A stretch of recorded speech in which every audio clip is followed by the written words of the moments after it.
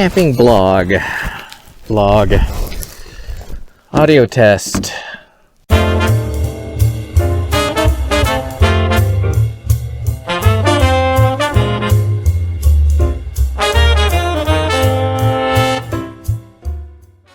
Well, good evening, junior archaeologist. How are all of you?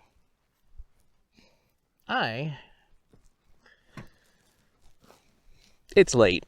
It's around 12:10, which is about 6 hours later than I intended to get here. I'm not even sure if you guys can see me. And I'm surprisingly tired, even though I didn't drive that far. I just had a busy day, had a busy couple of days. So, I'm going to start off this camping vlog by saying I'm going to shut off the camera and set up camp, and I will probably see you guys in the morning. I guess we'll see, actually. Anyway, unless I wanted to show off this light. I gotta admit, this light is kind of cool. So, hang on a sec. And I'll get everything set up, and I'll be right back. Alright, guys, so like I was saying, I had intended to do a camping vlog, kind of like, a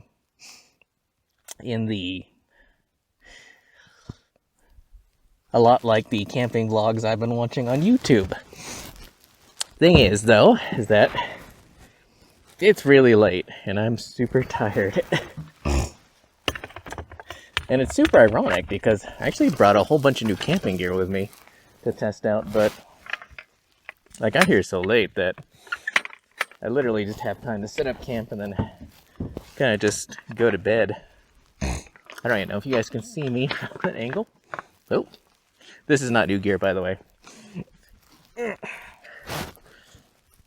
This is very much old gear. One of the first things I ever bought.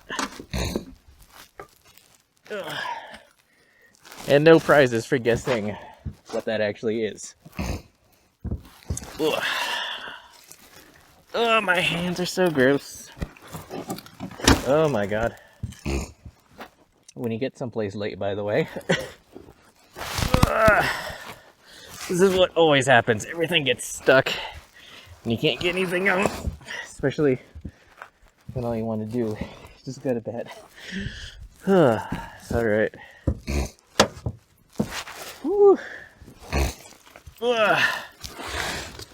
I had originally intended on getting here early enough to find a nice place to camp and then set up my bedroll and then watch the stars roll by, but yeah, I got here so late I'm probably just gonna fall asleep as soon as I get everything set up. Alright. Also goes without saying, I love myself in the morning for just throwing everything where it'll fit right now.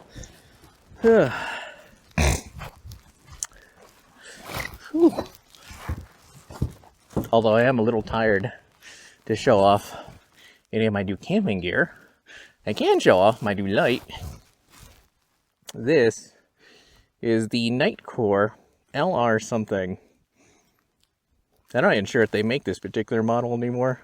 I feel like I say that about a lot of my gear, but in this case I genuinely am not sure. It is my new camping lantern.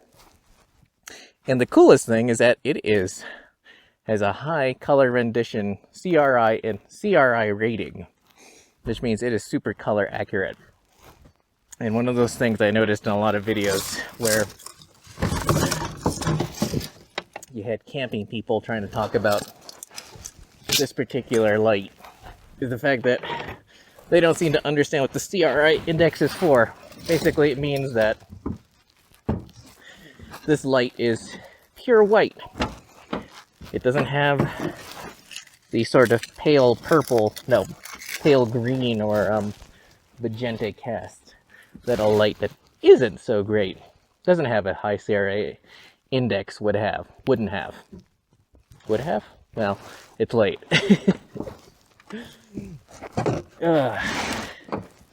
Anyway. Little show-off session is over, so I'll see you guys in the morning.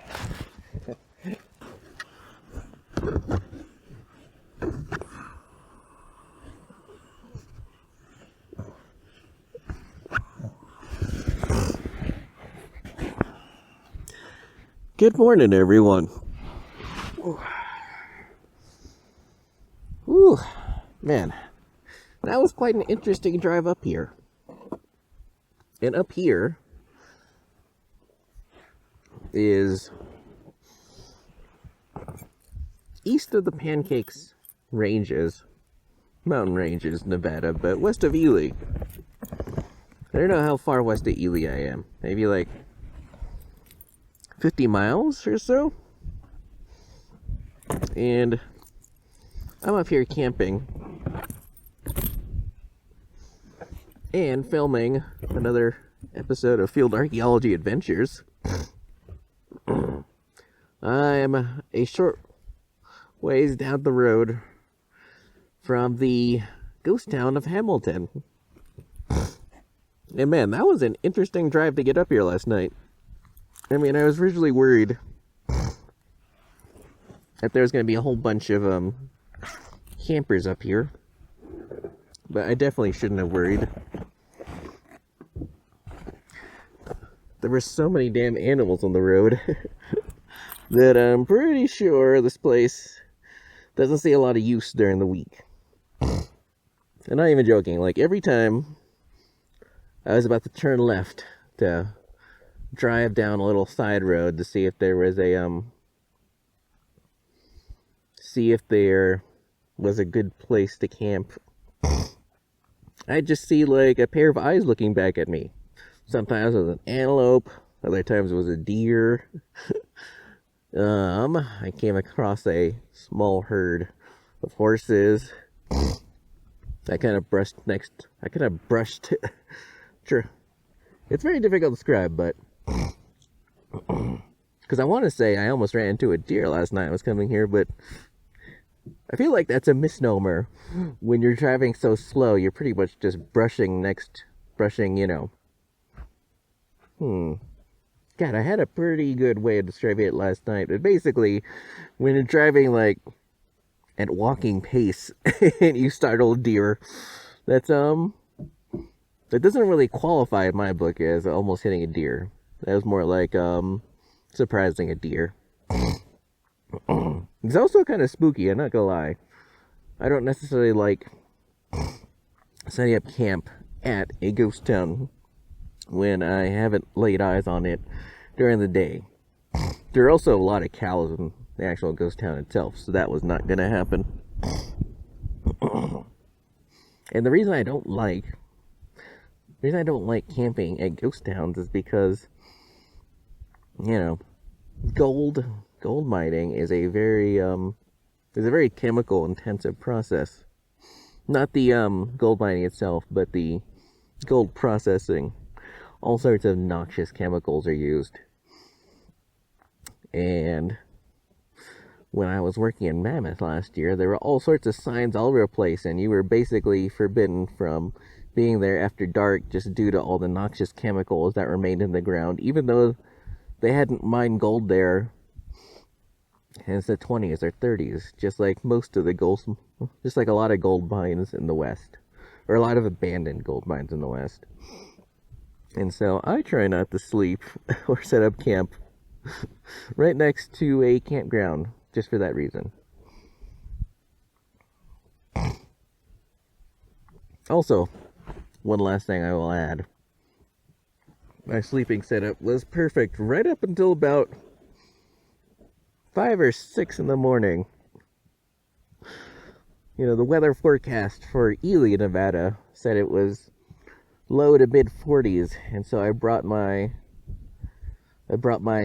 super warm sleeping bag. But it was so warm last night, it's so warm right now, that I thought I didn't really need it. But I definitely needed it around 5:30 in the morning. But whatever, I survived. Anyway, I'm gonna get out of this sleeping bag and start the day. Alright, maybe because I've been camping this morning, I feel a little hoarse. But I am testing out some new equipment, and obviously, since this is probably my first camping vlog ever, this is all new equipment to you. But I was rambling last night about this. I've been through pretty much every kind of lantern you can imagine. You know, I literally just dropped off an old Coleman dual fuel lantern at the Salvation Army. At my storage unit in my camping box, I have a Coleman LED lantern, a very nice one, by the way. But that thing is still bigger than this thing. But I will admit, it does have excellent battery life. I mean, I literally had it on for 2 or 3 days straight, trying to run out my rechargeable batteries, and it took that long for it to get low enough to even bother, for the light to get low enough where I thought, oh, thank God, I can finally charge my batteries again. I don't know if that's healthy or not, but I did that. And now I'm onto this. This thing is actually bright as my Coleman dual fuel lantern. And yet, look at the size. Unfortunately, I did forget to bring some spare batteries, but I've got my charger in the truck. And like I was rambling about last night, this is the Nightcore LR30. Worth every penny. It's also magnetic. Hang on. Wait, did I get that? No, I did not. There we go. Magnetic. Super handy in this instance. I'm not sure it'd be handy in a tent necessarily, but whatever. And for the first time in years, and I do stress the word years, I'm finally trying out a new sleeping bag liner. This is the Snugpak Thermalon, which I don't know if this is better or worse than my normal sleeping bag liner, which are fleece. Yeah, actually, fleece or no, not microfiber. They are definitely fleece. They're like very warm and thick fleece. But that's not the important part about this. The important part about this sleeping bag liner, compared to my normal sleeping bag liner, which I couldn't even tell you the brand name of them, is the fact that, like a lot of sleeping bag liners, the Snugpak Thermalon sleeping bag liners don't have a zipper. Which, I guess doesn't matter in this instance. I literally set up my bedroll in my bed of my truck, kind of climbed in from the top, so that didn't matter so much, but I'm not sure how great that's going to work out tonight when I set up my tent and get to sleeping. Wow. God. It's amazing. I mean, it was a very pretty night last night, by the way. Nice and warm. And a nice bright moon was out. But by the time I got here, and by the time I got to sleep, almost 1 o'clock in the morning, I was dog tired. I did not care a single bit about where I am. But take a look down there. It's another lovely Nevada valley. So now I'm gonna get out of bed and either make breakfast or show off my sleeping tent thingy, because I know I need the bed space so I can actually set up my cooking stuff and make breakfast. Alright, so let me clean this up a bit. There is my Snugpak Thermalon sleeping bag liner inside my trusty old bedroll. Let me get this cleaned up a little so you can see a little better. I was sleeping last night, and this is just a straight up cavalry style canvas bedroll. There's one flap. Oof. There's the other flap. Now it's kind of just wrapped up inside. And for those of you who are curious, I don't know if this particular model is made anymore, but this is my trusty old, I don't even know if you guys can see that. This is my trusty old Dave Ellis cavalry style canvas bedrolls, and I got the model that doesn't come with the zippers. And if you're wondering what this stuff is, those are actually, I think that's beer from years ago.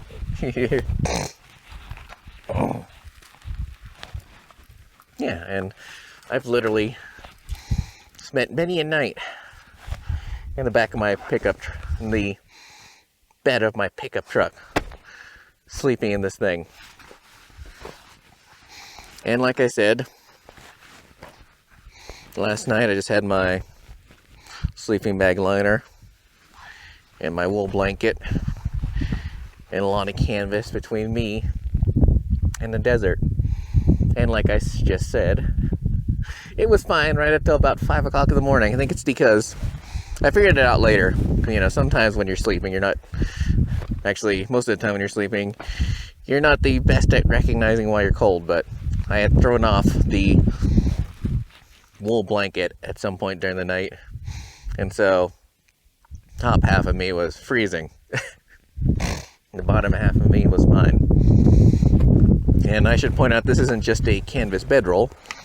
I've also got, there's like a little pocket in there where I put a little foam pad. But by itself, that's not too particularly comfortable, so I usually throw it over the top of this. This, I know for a fact they still sell. This is your ubiquitous Cabela's extra large cot pad. Meant for using on a cot, but obviously you don't have to use it on a cot. I use it everywhere, including the bed of my truck. I remember when I was looking at this in the catalog, or on the Dave Ellis website. They're not even called Dave Ellis anymore. I forget what they call themselves now, but they called themselves something else now, but yeah, they're still going strong. I'm just not sure they sell this particular model. But I remember when I was looking in the catalog that they had a really complicated paracord setup to keep this thing closed at night. I find that to be incredibly impractical. So instead of the paracord setup that they use, I literally just have S-beaners at the points where you're supposed to thread the paracord through. And I can obviously go all the way to the top. I usually don't. I usually find right up to about, what is that? About a third of the way down. That's just, or 2/3 of the way up, I guess, would be a better way to think of it. I only do the S-beaners 2/3 of the way up. And that keeps it in place enough for me. In addition to that, because I did try the paracord setup that he recommends. But I found that it just took a lot of time to lace it up and unlace it. And it just kept getting undone during the night. So I think that's why he offers the zip up option. And if I had thought about it a little more, I probably would have gone with that option. But it is what it is. And more importantly, it's impossible to break a zipper on this since there's no zippers. And this thing's literally been camping all over the West with me. And if I wanted to give this thing a rating, which I can, this would be a 10 out of 10. Well, if you take weight and how easy it is to pack around, probably in 7.5 or 8 out of 10. But just in terms of how long it's lasted and how comfortable it is and everything, I would still give it a 10 out of 10. Just because I like it so much, and there's never been a hole in it, and it accommodates every kind of backpack, and I can put whatever bedding I want into it. Which in this case is an old army surplus wool blanket, which thankfully, yeah, I mean, I don't remember if it had any kind of funky military surplus smells on it, but it definitely doesn't now. I've literally had this thing for, God, how long have I had this thing? 12 years? So, and by 12 years, I mean everything. The wool blanket, the bedroll, this cot pad. Almost everything except my sleeping bag liner I've had for well over 10 years. I realized that was kind of boring looking at a looking at a bedroll this whole time, but hopefully you guys found that interesting. I'm gonna get this rolled up and get going. So what I brought today for my camping setup, I actually have a few different things laying around, but what I'm using this morning is a Soto Amicus stove. And I realized that the one that you can buy at REI and most other retailers that comes with the Soto branded cooking pot has a piezo? Well, has a self-ignition system, but I went through the trouble of finding one without the self-ignition system, mostly because I thought such a thing would be kind of irritating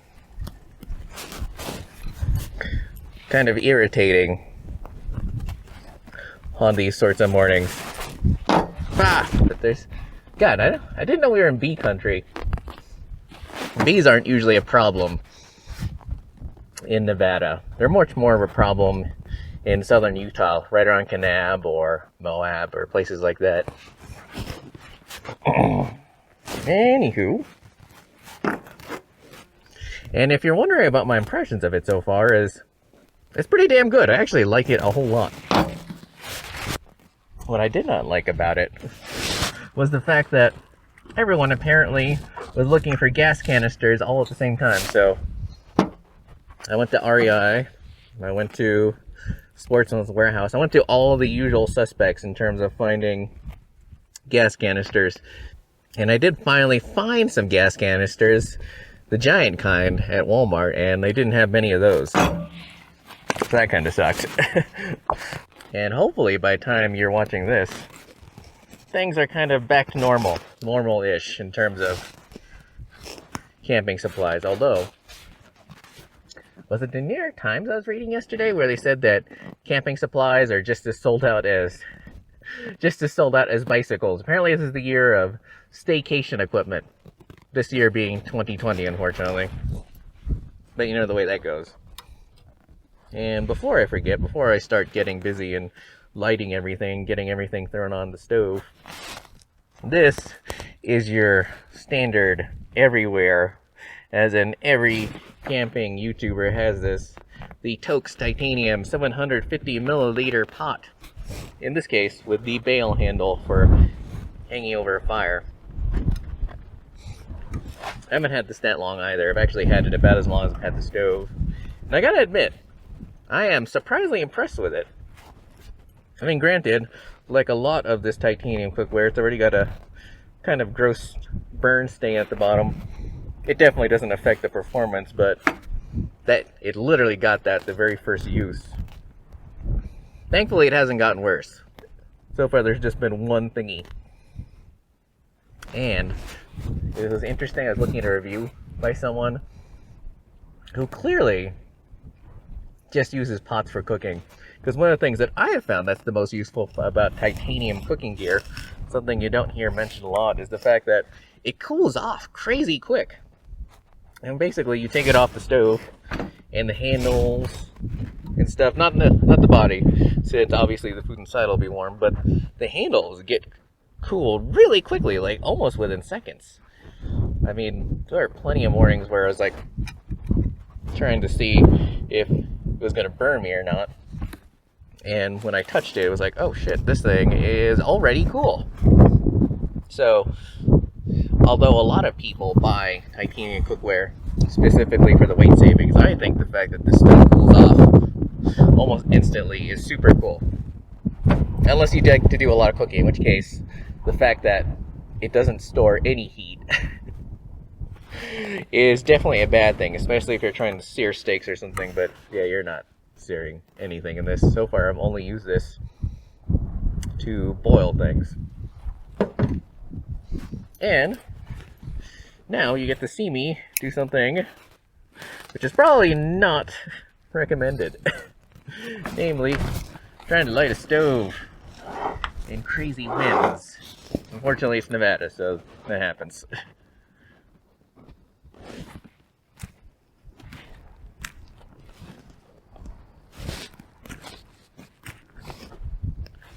Ah.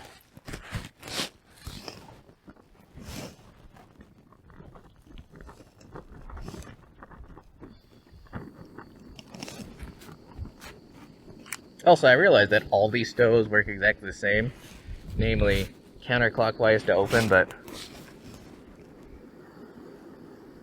man, it would be super handy if there was some kind of arrow on this stupid thing to show me which way to... Ooh, this stupid thing, because this is my first stove like this. Or I guess the first stove like this I've used in a while. Anyway, I have a few of those old Coleman dual fuel stoves. And I'm not talking about the big kind of dual burner ones. I'm talking about the single burner, quote unquote. God, can you even call those backpacker style? I don't know who those are meant for. I suppose those are meant for car campers who didn't need two burners, but yeah, that's what I used to take around with me before I got this thing. In fact, there used to be one that lived in the toolbox of my truck exclusively for years and years and years, and I only recently just took it out, mostly because in all the years I've owned this truck, and I bought this truck brand new, I've never used it ever.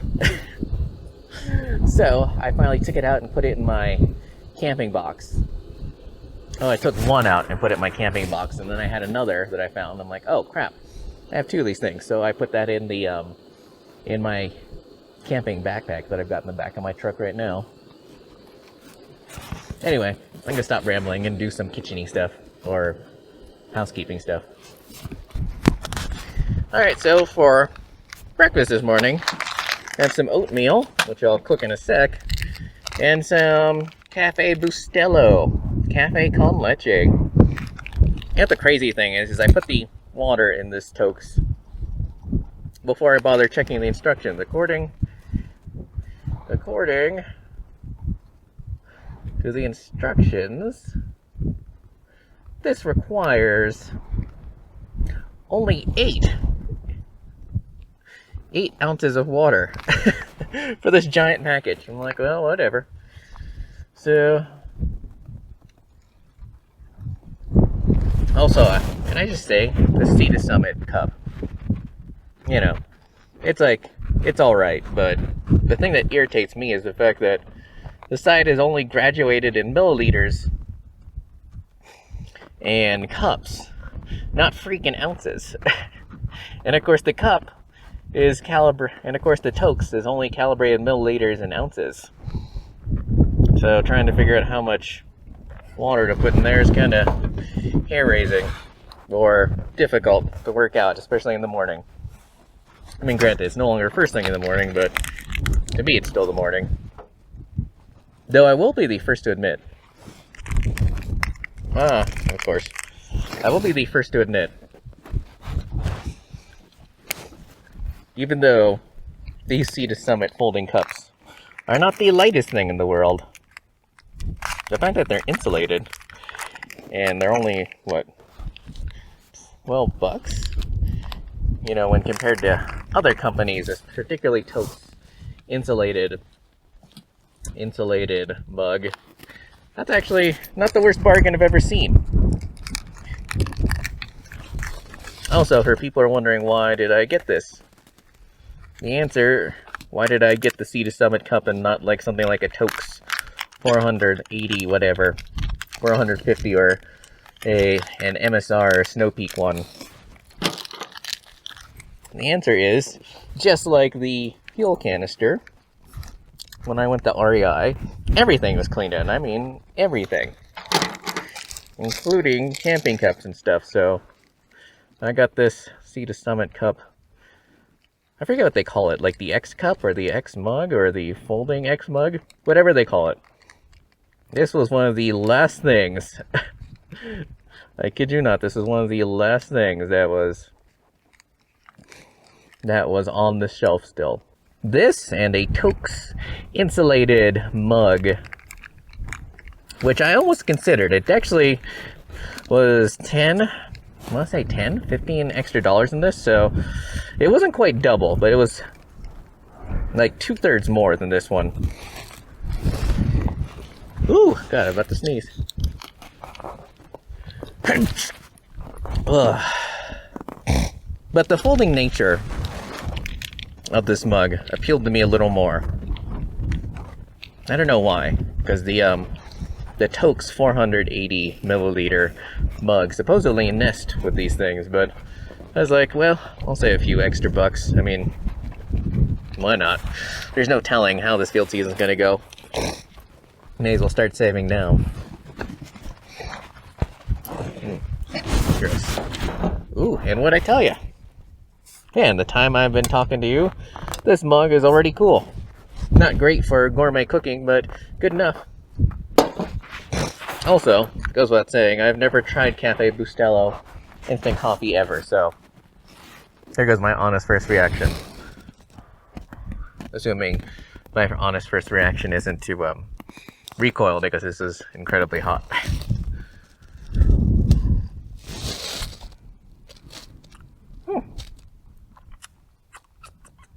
Wow, that's actually not bad. I enjoy that. I mean, it's a bit sugary and sweet, but obviously with a name like Cafe Con Leche, you can't exactly expect anything less than a super sweet drink.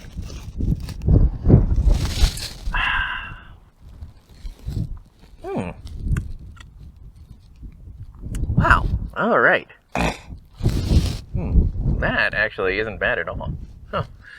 I kind of enjoy that. Cheers, everyone. Even though I already took a sip.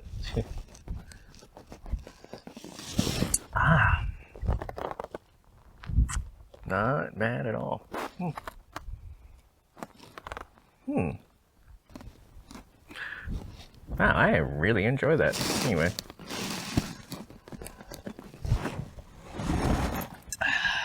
Now to get started on my oatmeal. You know what's the most inevitable thing in the entire world? Is the fact that you usually say the best things when a piece of equipment is not working properly. Apparently I am really on my toes this morning. Because I literally just spent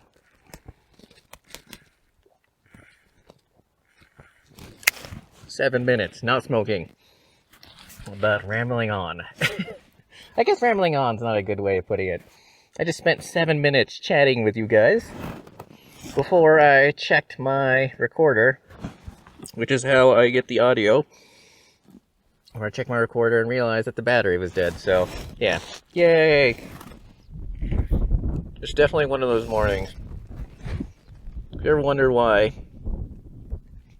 a lot of these videos look like they take place in the early to late afternoon, it's because, well, I'm not at my best in the morning, unless I'm working, in which case I usually try to get up a minimum of an hour, sometimes 2 hours before I gotta go. That way I'm actually up by the time it's time to roll. I am so on top of things this morning that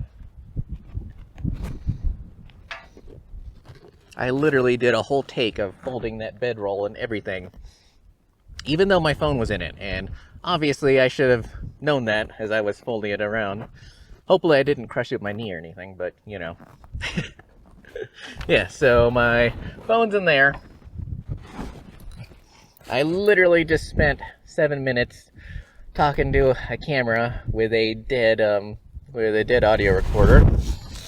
And for those of you who are wondering why that's important, it's because it's windy as heck today.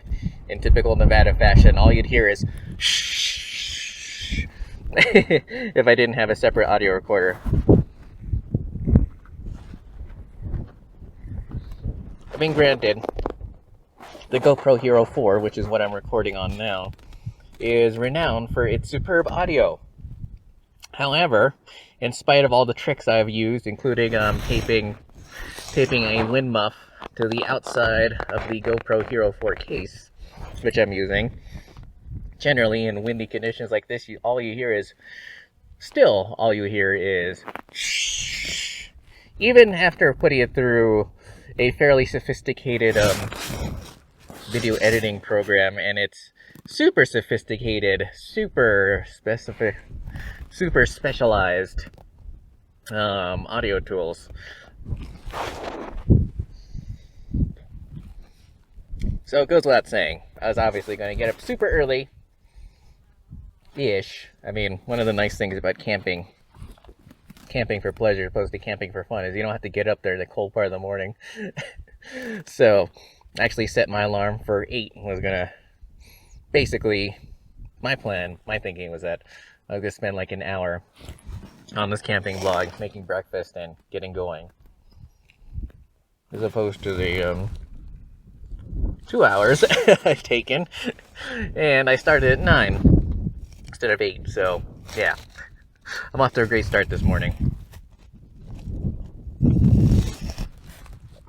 And my plan is to first scout around for an actual campground where I can stick my tent down. As I said last night during the introduction, I brought a lot of cool new camping gear, some of which I haven't even unwrapped, like that Stug Pack Thermalon sleeping bag liner. I'd never used that before. Last night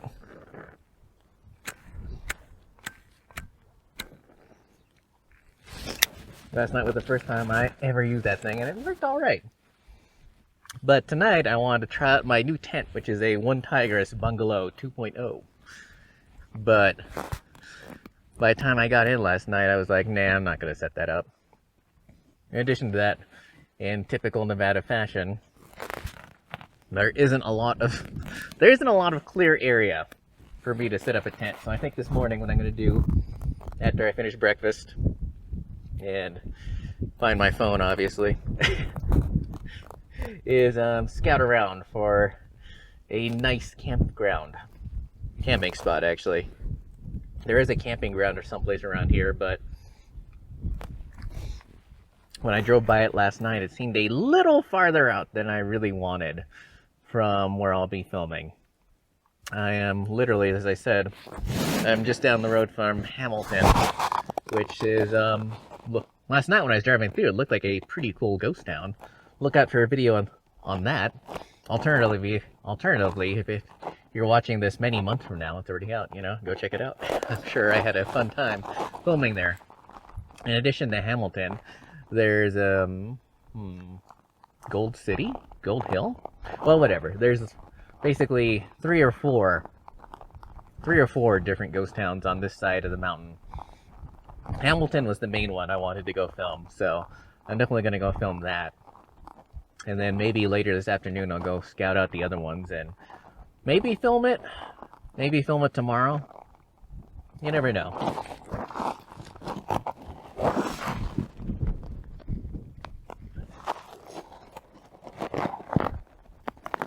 The thing that struck me as I was driving in is the fact that supposedly this is a recreation area. And I did see the occasional sign, and on the topo map I was studying, supposedly there's all sorts of things around here. There's like a campground and a few other things, but I haven't seen a single sign that this particular part of the recreation area is particularly well visited. So hopefully I can find a good campsite after all, especially now it's daylight. That's the other thing. I felt like it was kind of dumb to drive around and look for a campsite at midnight when I couldn't see anything and almost kept running into things.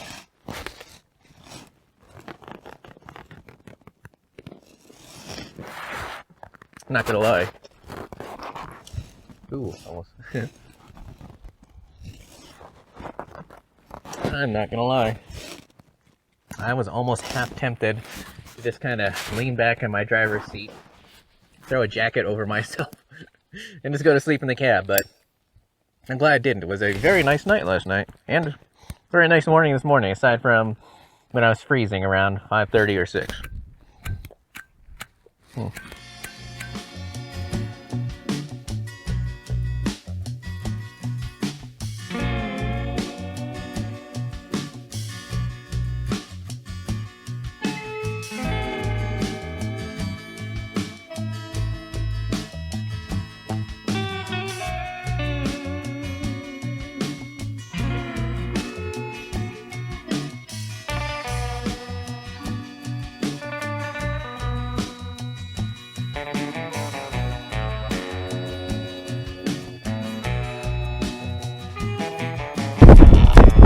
Alright guys, so I think I may have found one of the rarest things in all of Nevada. An actual open spot. And here, if you've ever been to Nevada before and tried to camp in the backwoods, I mean, you can't even call it backwoods, in the backcountry, you know one of the hardest things to find is open country. Most of this state is more like this covered sage, but I assume this was some kind of, there are campgrounds around here, by the way, but I don't think it's a campground at all. I think this is actually maybe a spot where they were feeding cattle and allowing them to congregate. Maybe they're just spraying near here, and this makes a good spot to leave the cattle. But yeah, you can tell by all the cow pie. Wait, are these cow pies? By all the horse pies and the occasional cow pie that this is mostly used by cattle and various other forms of animals. The coolest part about this, though, not even a single firing, thank God. And I can set up my tent tonight. So now that I've found my spot, I mean, hang on, let me walk over there. I'm walking like right there. Maybe I will set up. Actually, I don't know. God, there's so much space around there. I don't know where I want to set up my tent, which is a genuine rarity in this state. I actually was thinking tonight that if I didn't find an open space where I could set down my tent, I did have the rubber mats that I had my my cot pad on last night, and normally I use those as the floor for my canvas tent. I just set them down because I got tired of like getting in my tent and kneeling down and always putting my knee down on a rock. So I got those things to ensure a real floor. But then I was driving around looking for a camping spot. I realized, if I can't find anything that is rock or sage free, I can always just throw those on the ground and kind of set my tent on top of that. But thankfully I don't have to. Yeah, and this is definitely the end of the road. Cool. So I will definitely be back here later as soon as I'm done shooting Hamilton and possibly Gold Hill. I'm obviously here to shoot Hamilton, not the musical, but the ghost town. And there, at least on this side of the mountain, there are 3 ghost towns. And on the other side of the mountains, I always forget which mountains, but on the other side of some mountains, I think those mountains, don't quote me on that, but I think either those mountains or this range, there is the mill site of Monte Cristo, where I have actually done some excavation before.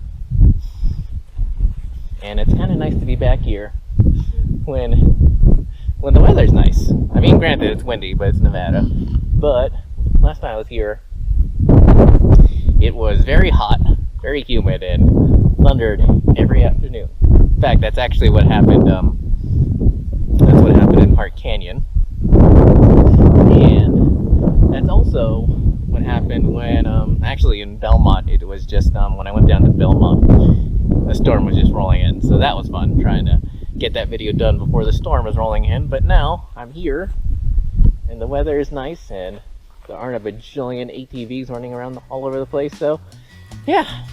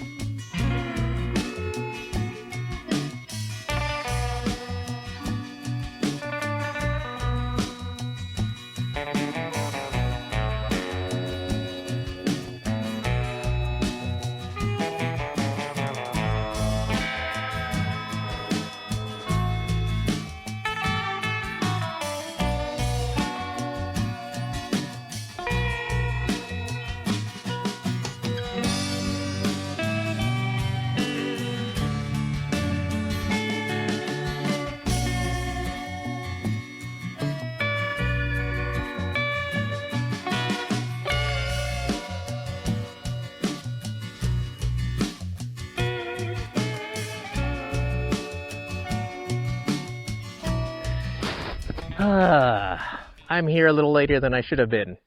I had so much fun filming in Hamilton today, just in case you couldn't tell. I'm almost practically hoarse. It feels like I'm hoarse. I mean, obviously I can still talk, but yeah. And I was thinking, if I got out early enough, that I would be done around 5 or 6, and then throw down my tent, have plenty of time to show off my tent, and have this be a super cool vlog. Instead, it's 7:20, and the sun is just about to set, and I have to hurry and get my tent set up. So I'll be right back eventually, I think. Hopefully. Ha.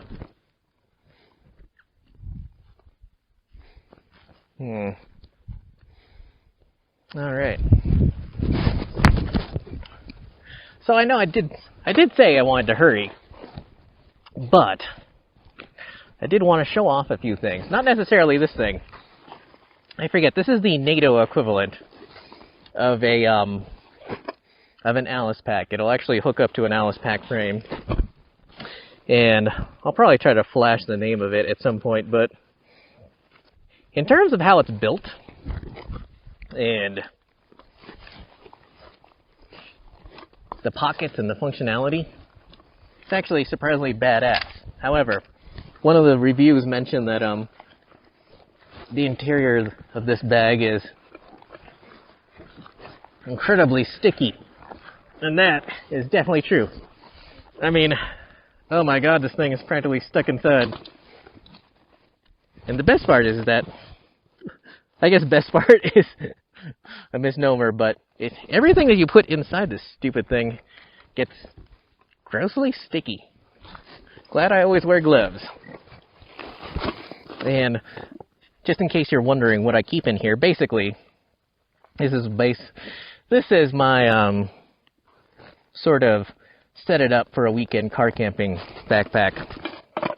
So I don't have any fuel for it right now, but this is an old style Coleman dual fuel lantern or stove. It's actually their Peak 1 brand.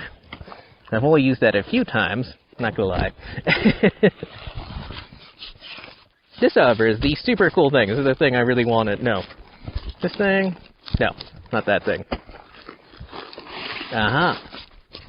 This is what I wanted to show off before I set it up. For people who are curious, this is the One Tigress Backwoods Bungalow 2.0. And goddamn, everything got sticky on this thing. It's kind of gross. Ugh. This isn't a review of this, by the way. This is just me really wanting to try this out because I literally just bought this. And, oh, cool. Think of it as sort of like a unboxing / first setup in a panic, super hurry. Oh, that's super cool. Interesting. So you get a bunch of this paracord, which has tighteners on the end, and a bunch of these MSR ground steak ripoffs. That's super cool. And then here is the tent itself. Anyway, I'm gonna set this up and I'll be right back.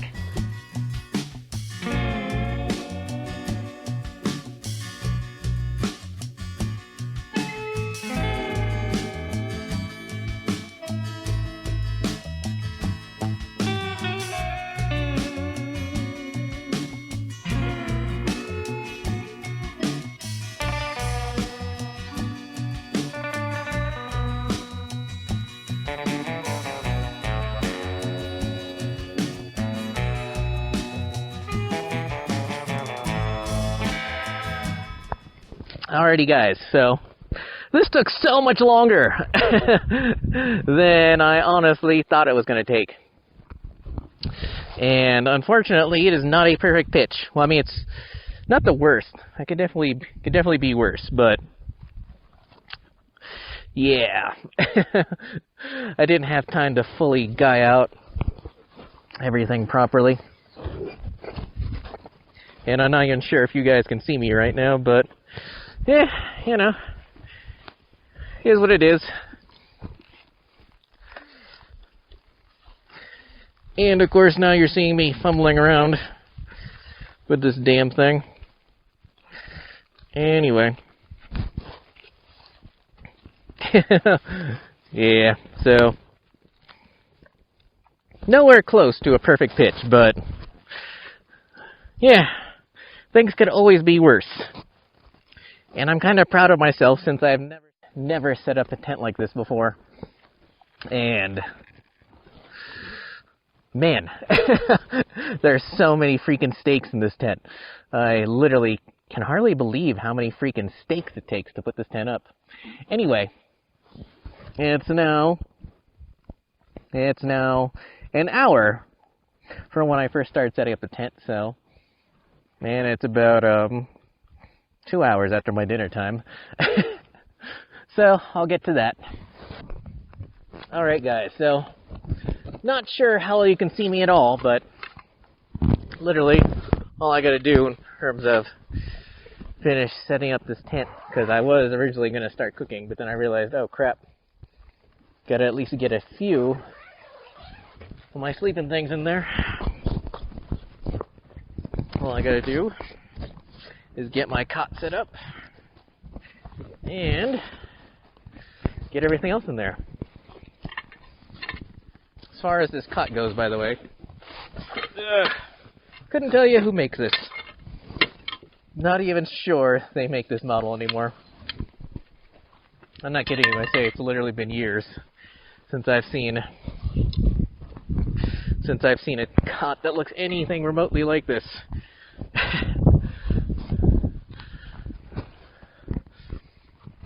Also, if you're paying really close attention, your eyes are not deceiving you.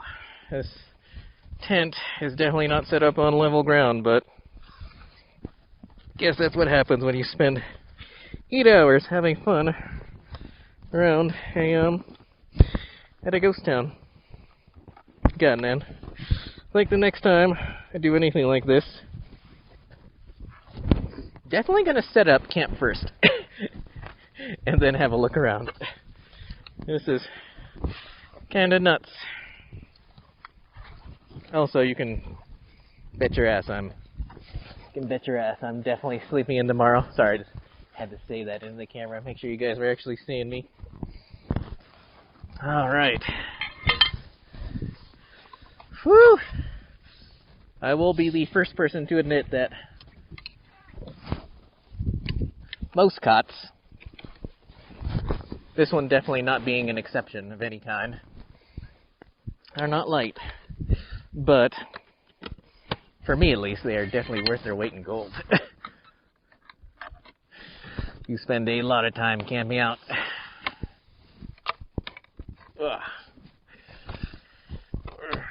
Spending any amount of time sleeping in the wilderness. Especially with your job. Like, obviously I haven't had many camping projects this year, but yeah. There's one thing I will never camp a long-term project without. It's a cot and a tent heater. And before you say the obvious thing, do I have my tent heater with me? Or I guess that's the obvious question. The answer is no. Because I don't have to get up any particular time tomorrow. I can just get up whenever I feel like it. Oh, look at that. Holy shit. Not sure if you guys can see this at all, but my cot totally fits in here without any serious issues. Wow, that's really cool, actually. Oh, didn't actually expect that.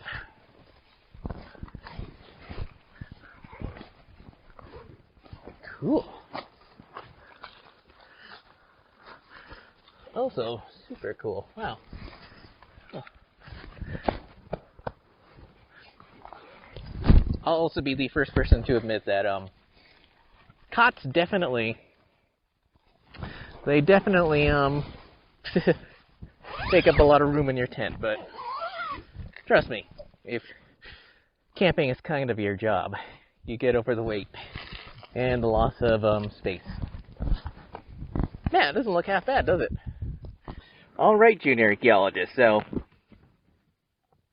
tonight is definitely the perfect example of things take what they take, and you shouldn't try shoehorning too many things into too short a time. When I started out today, I was thinking Hamilton would take 3, maybe 4 hours, not 6 or 7 hours, and that I would literally have a whole afternoon to set up my tent and get all sorts of cool B-roll and everything. Instead, I got in as the sun was just about to set and didn't have dinner until, what time is it? It's 10:40. Don't think I had dinner until sometime past 9. Maybe even close to 10. I kind of forget. Also, I feel like it says a lot that I brought a cool new lantern, but totally forgot a way to charge it. And my backup, my small little light, barely has enough power to stay on for more than 30 seconds. Also, I was just trying to brush my teeth, and it was one of those things where I was trying to floss, but I usually wash my hands before I floss. So, my giant 4-gallon water container first fell off the toolbox of my truck, and then the soap fell on the ground, and then my towel fell on the ground, right where where a whole bunch of water had splashed. So, yeah, it's been one of those nights. Although on the plus side, the very plus side, Hamilton went alright. Perfectly alright, as far as I know. Obviously, I can't really tell until I check all the footage, but yeah, all the audio went well, and the video went well, so look forward to that sometime after the new year. Anyway, I guess this is my long-winded way of saying I'm gonna go to bed early and completely reset and show off my camp in the morning, even though a lot of stuff like my portable campfire, obviously I'm not going to use that in the morning, as far as I know. Anyway, thanks to the miracle of editing, I will see you guys in the morning. A few observations about my tent. My brand new tent I've only slept in for one night. First off, a single wall tent made out of really thin material.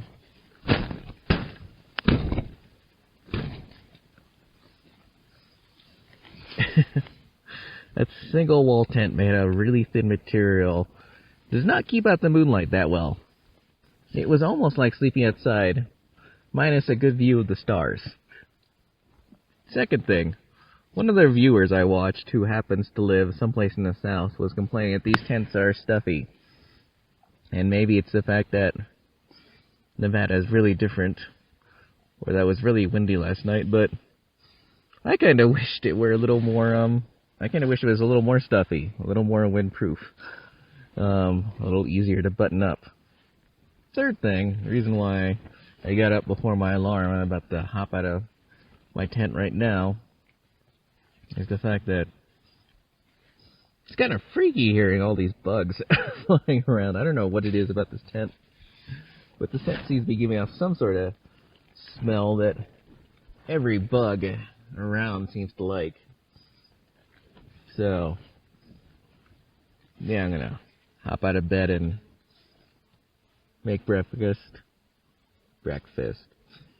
and get out of here.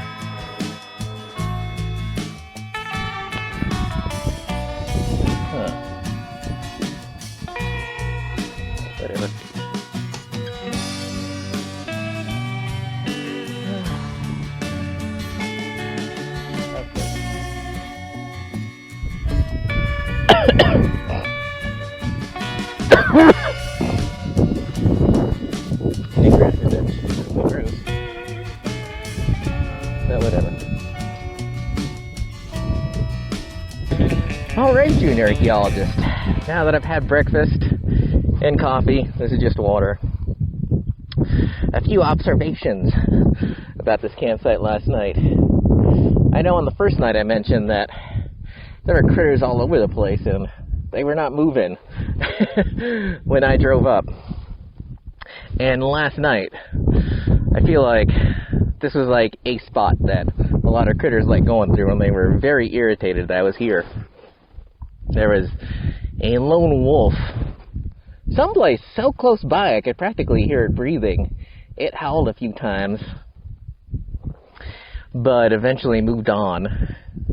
The ones that were really irritated were the horses. There's like there's a spring near here, actually a couple of springs near here. And when I was making dinner last night, I heard a bunch of horses kind of making a lot of noise. And then this morning I saw them standing near camp just kind of glaring at me. I have a suspicion that this particular, that this clearing is kind of like their spot. Also, it was surprisingly windy. And unfortunately, GoPros are terrible at low light, but man, it was interesting because we're surrounded by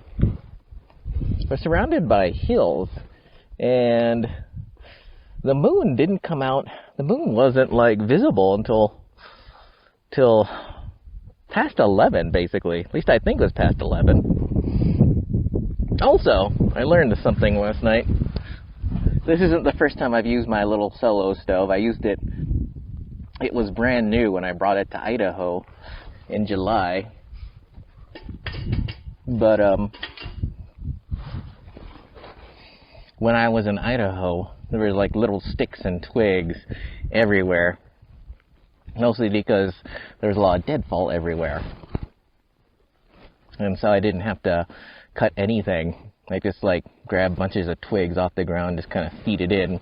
And the nice thing about a solo stove, particularly this size one, is the fact that you can be as haphazard as you want throwing in the sticks.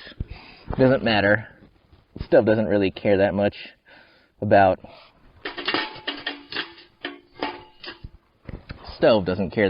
how you throw the wood in,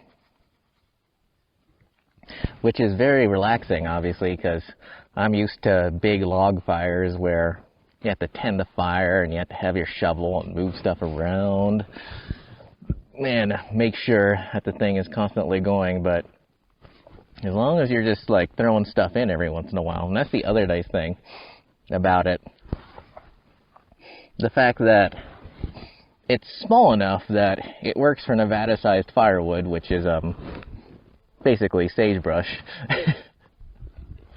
But big enough that makes a pretty decent fire. The only thing that was kind of lame last night is the fact that I had forgotten that sage does not like to be sage. You just can't rip it out of the ground. You definitely need something to cut it off the ground. And I have a machete in the truck, but yeah, that's completely useless against sagebrush. The next time I come out camping, I am definitely going to be bringing some pruning shears or loppers or whatever you call them, whatever you personally call them. My other personal favorite thing, by the way, about the solo stove is that once the fire goes out, you just gotta wait for it to cool off and then kind of dump it over, and there's literally no unburned anything in there. Almost nothing. I mean, a few bits of charcoal or whatnot, but yeah, it's leaves a lot less. I was gonna say less, but it leaves much less of a trace than building a fire ring and then putting some logs inside and then leaving a bunch of unburned wood. This literally just leaves the scantest trace of unburned wood. Also, if you're like me and you insist on using paper towels or napkins when you eat and stuff, perfect place to just throw that as you're making dinner or breakfast and then kind of make a little fire right after a meal, which is what I did here. Even though, you know, I mean, it's kind of bright and early in the morning to really enjoy a good fire, but you know, means that I don't have to bring out as much trash as I would normally. In fact, the only thing I actually am packing out right now are a few plastic packages, and that literally fits into this big, that literally is such a small amount of trash that fits into a large size cup that I got from Wendy's the other day when I was driving out here. Speak of the devil, there they are now.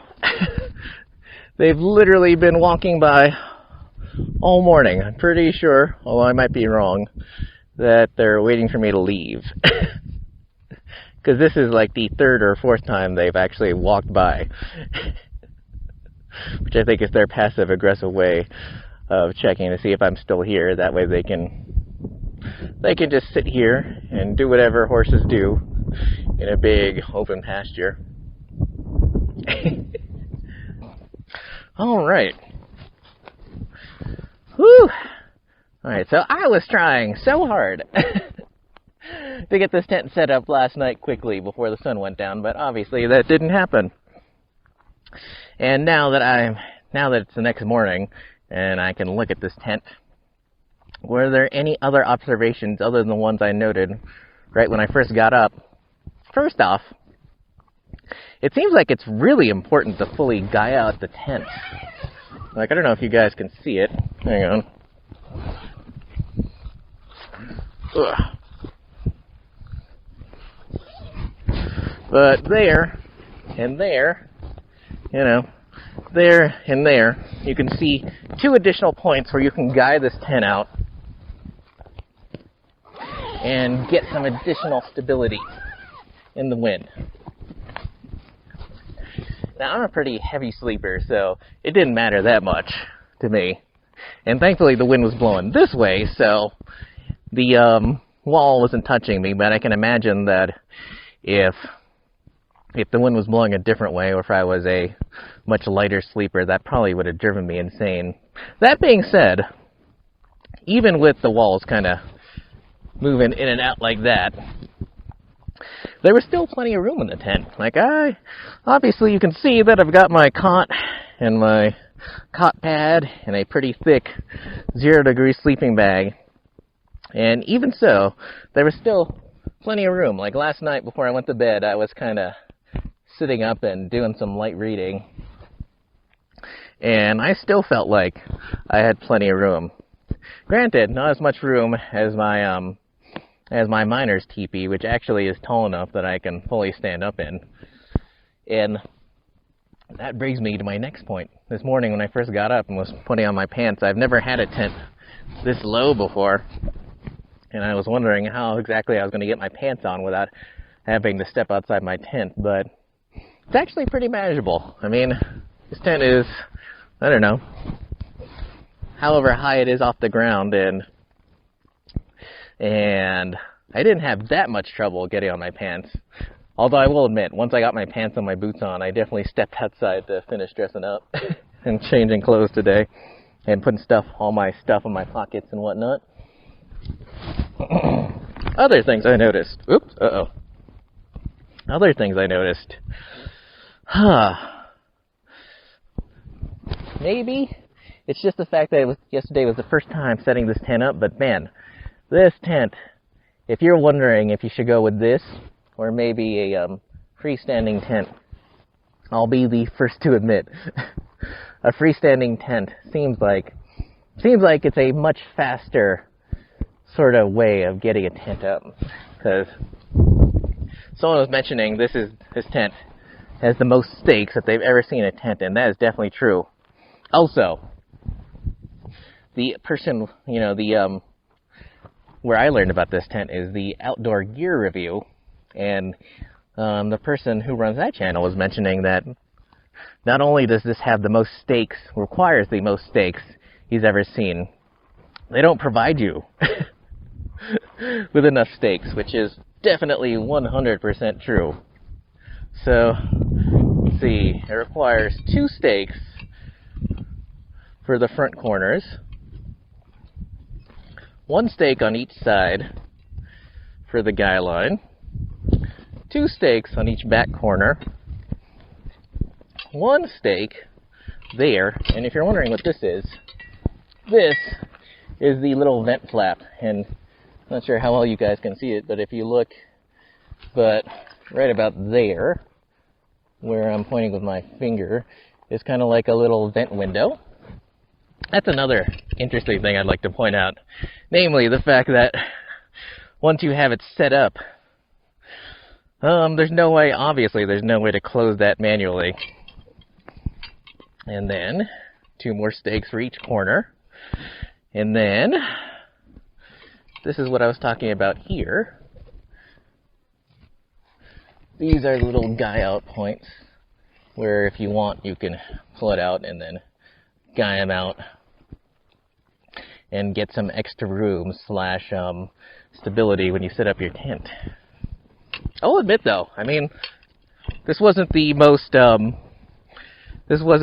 stressful sort of weather or conditions to set this tent up the first time, but you know, I was pretty impressed with it. And for people who are curious, there was exactly 1 extra stake. Once I was done setting up the tent, there's literally just 1 stake left.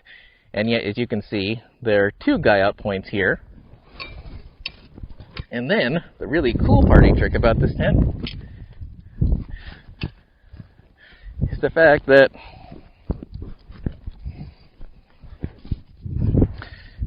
that you can, if you want, you can kind of, if you look here, there's like these little points where you can secure additional hiking poles and then kind of have yourself a nice little awning. However, so that means that you basically need, it's 3 stakes short, effectively. You need 3 extra stakes. Nice thing is, though, the fact that these stakes are nice enough that, you know, they're basically MSR clones, which is super cool. And there's one other thing I did want to point out. This awning is kind of irritating, because in the dark, when I was setting this tent up last night, I was basically trying to pull it down like you would normally would. However, it's definitely not, there's this flap here, and it was getting caught, which of course, since my lantern was out of batteries and the only thing I had to go on was non-existent moonlight, basically I was kind of like trying to do it by feel. It was very hard to understand, so I kept trying to pull it down, could not understand what was getting caught up on. But it was definitely getting caught, unlike the little weather flap that you use to secure it. Also, it goes without saying that if you're doing it from the inside of the tent, there's no way to secure this outer flap against the Velcro. Alright, so let me get down the other side down and show you the other issue I had with this little front area. And when I bought this tent, I had envisioned this little front area here as kind of like a little vestibule. The problem, of course, is the fact that there's nothing in the way of additional stakeout points, or whatever you call those things. So literally, last night, when the wind was going against the front of the tent here, it literally just kind of was basically against the front of the tent. Which means that if you do put anything in this front area, like I've got my boots there now, it means that anything you put towards the center here, you know, is not going to be all that well protected, because this thing's going to fly whichever way it wants to fly. But other than that, yeah, I think it's a pretty cool tent, actually. Let me pull the camera back out.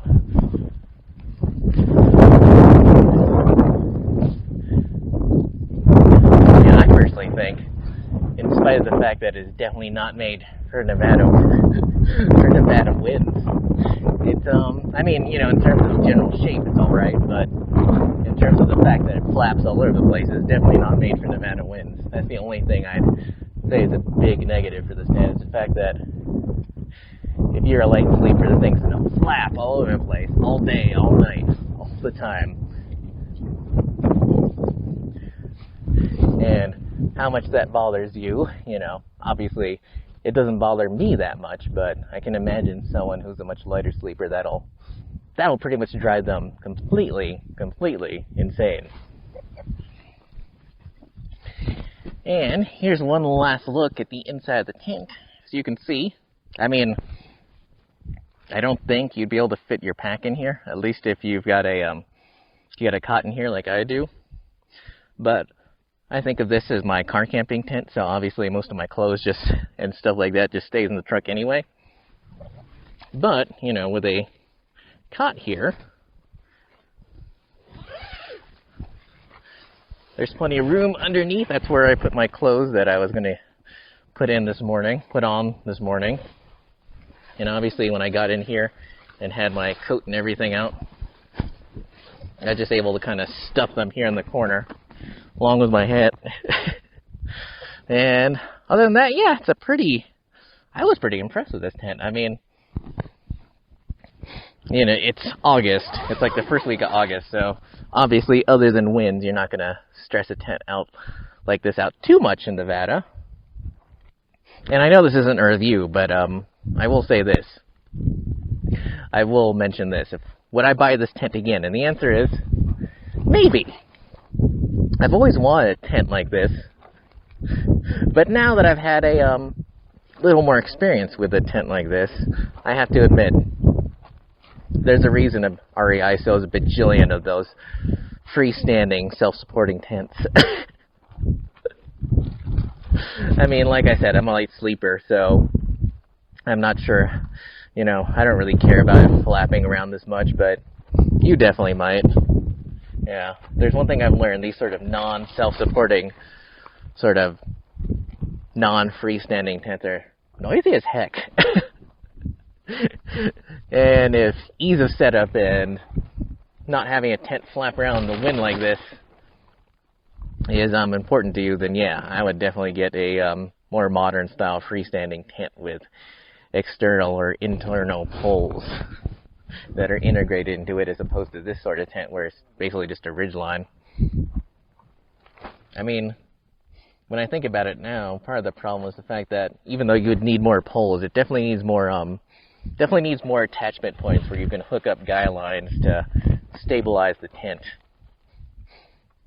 I mean, obviously I didn't set up all the guy lines, so I can't say if the 2 additional guy lines in the back would have helped. I mean, that definitely would have helped. But obviously there's no way to guy out this front area. But then again,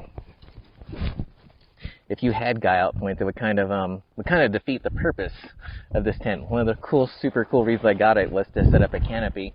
Obviously last night, since it took me an hour just to get the tent up in its most basic configuration without even guying out properly, I didn't have enough time for that. Plus, I just set it up to sleep in and try out last night, and now it's like I'm gonna head back today. I'm gonna head back out to Hamilton and get some B-roll and conclude the video, because I didn't have enough time for that yesterday, and head home. It's super ironic, actually. I actually have a live stream today. I was supposed to have a live stream today, but yeah, it's definitely not happening. And if you check out my channel, don't forget to check out my live stream. You Call This Archaeology podcast, which coincidentally is also on the Archaeology Podcast Network Facebook page, usually. And it's also put out as an audio podcast on the Archaeology Show podcast. So if you're subscribed to that, you've probably heard the live stream, the audio version of the live stream. Well, anyway, I'm gonna get this tent broken down and head back out to Hamilton.